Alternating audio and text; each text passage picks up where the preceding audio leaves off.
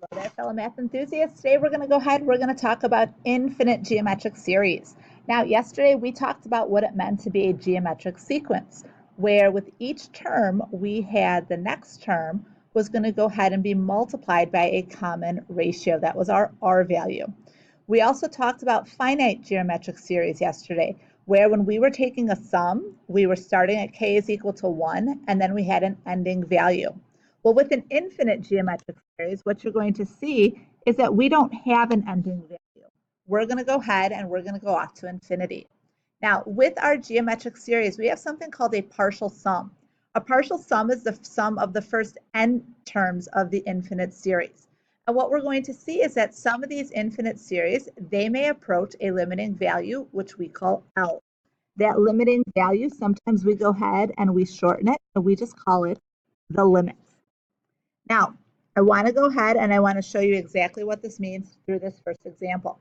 I'm giving you the infinite geometric series, 1/2 plus 1/4 plus 1/8 plus 1/16 plus 1/32.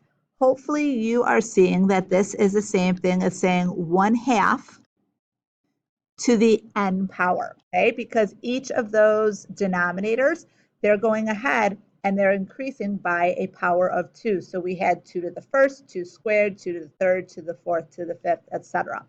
Now what I want to do is I want to go ahead, I want to find the partial sums. I want to find the sum if I just took 1 term, 2 terms, 3 terms, 4 terms, 5 terms. So let's go ahead, let's do that. If I want the sum of the first term, well, that's just 1/2, which I'm going to write that as a decimal.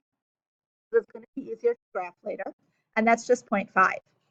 This is the first term. That's 1/2 plus 1/4, which is going to give me 0.75.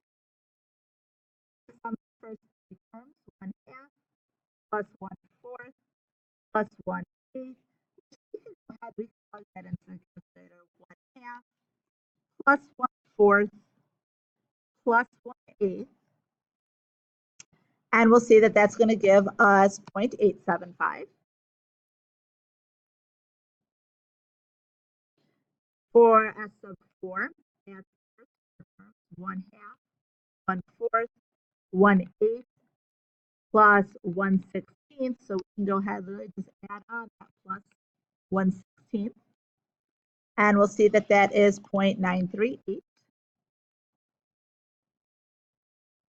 And then lastly, the sum of that's 1/2, 1/4, 1/8, 1/16, and 1/32.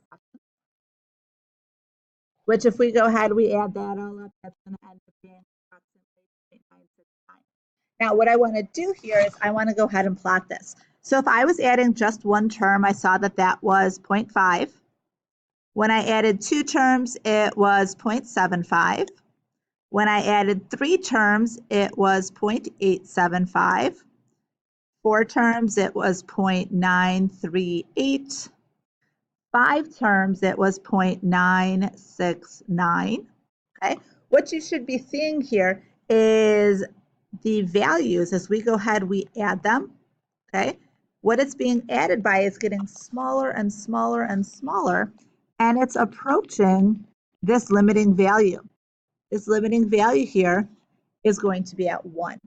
All right, so as you can go ahead and you can see what I have written here, what you're seeing is that as n increases, S sub n approaches 1. All right, since the series can be defined as S sub n is equal to 1/2 to the n power, which is what I showed you above. What I want us to do is I want us to think about the geometric series sum that we saw yesterday.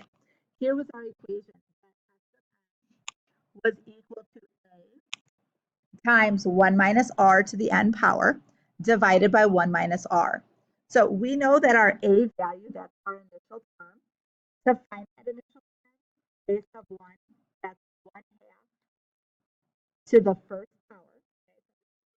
Okay, that's where this 1/2 is going to go ahead and it's going to come from. And then we're multiplying it by 1 minus, well, our R value is 1/2, so R to the n, that's 1/2 to the n, over 1 minus R, and again, that was the 1/2. Now think about this for a moment. 1 minus 1/2, well, that's just going to be 1/2.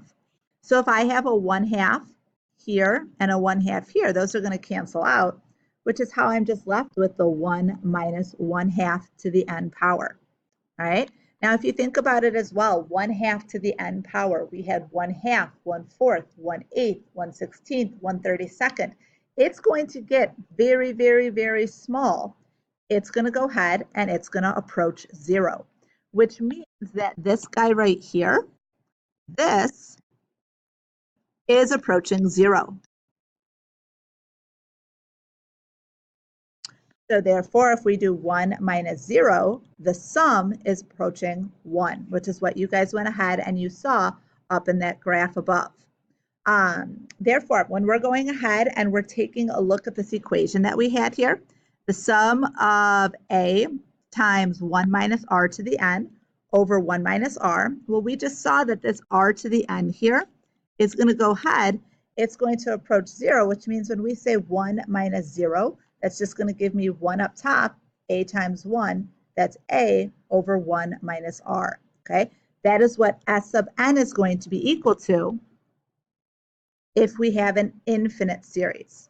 Now, this happens when the common ratio is somewhere in between -1 and 1.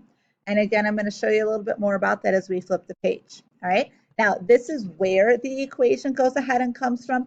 You are not going to need to go ahead and be able to regurgitate it. All right. This is just to go ahead and kind of give you an idea of where that equation came from. All right. So if we go ahead and we flip that over, I want to talk about the sum of the infinite geometric series now. We just saw that our equation was s sub n is equal to a over 1 minus r. This is when it does not have a stopping point. We're not taking the first 6 terms. We're taking the first infinity terms. We're taking the first n terms. All right. Now, what we're going to see is if we've got an r value, or if our common ratio, the absolute value of it is going to be less than 1, we're going to see that the series goes ahead and it converges.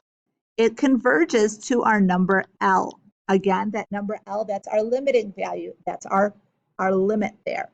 When r is greater than or equal to 1, though, the sum, we don't have one, right? And therefore, we're going to go ahead and we're going to see that the series diverges, meaning it doesn't go ahead, it doesn't approach a limiting value. So this is how we go ahead and we deal with this.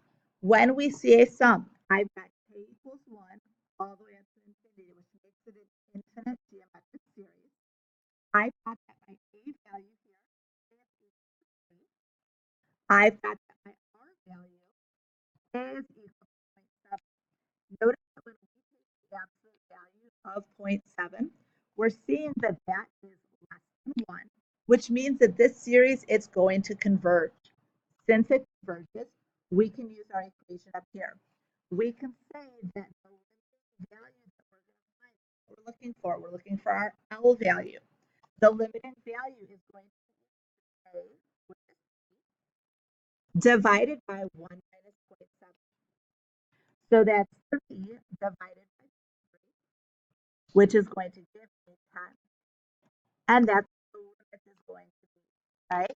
That's what the sum of this infinite geometric series is going to go ahead. It's going to approach 10. Let's take a look at 2. So we've got our a value. Our a value is going to be equal to 1. But since we're only given 1, 3, 9, 27, we don't actually know what the equation is yet. We've got to figure out what our r value is going to be. So to find the r value, it is the second term divided by the first term.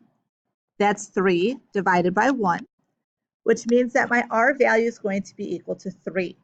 Now, if we go ahead and we take the absolute value of 3, well, that absolute value is greater than or equal to 1. Since it's greater than or equal to 1, we're going to see that the series diverges.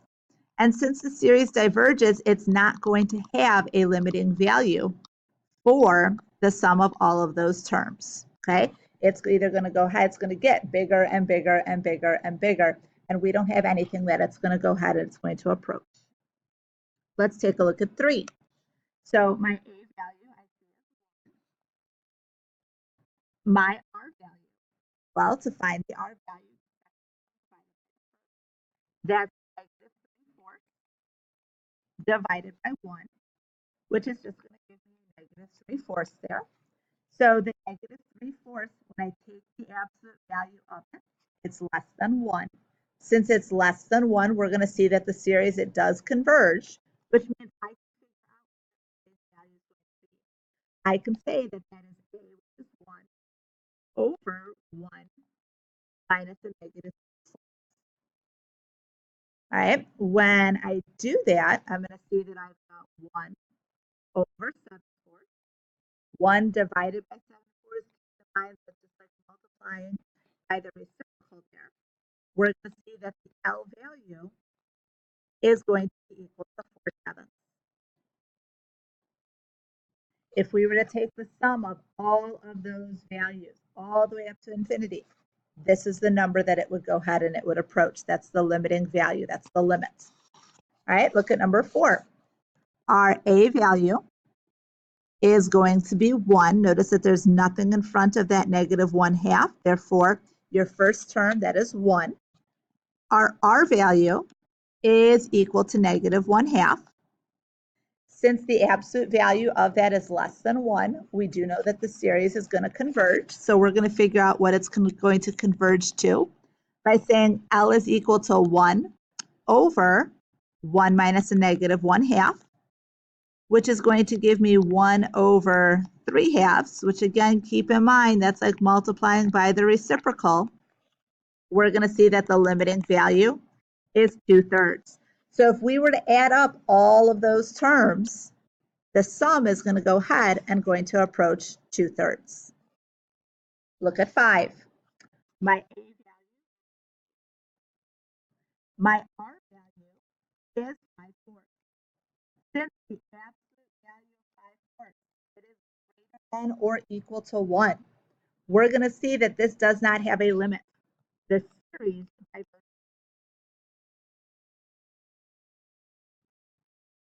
okay, as we add on more and more and more terms, the sum is going to get bigger and bigger and bigger and bigger. It's not going to go ahead and approach any single value.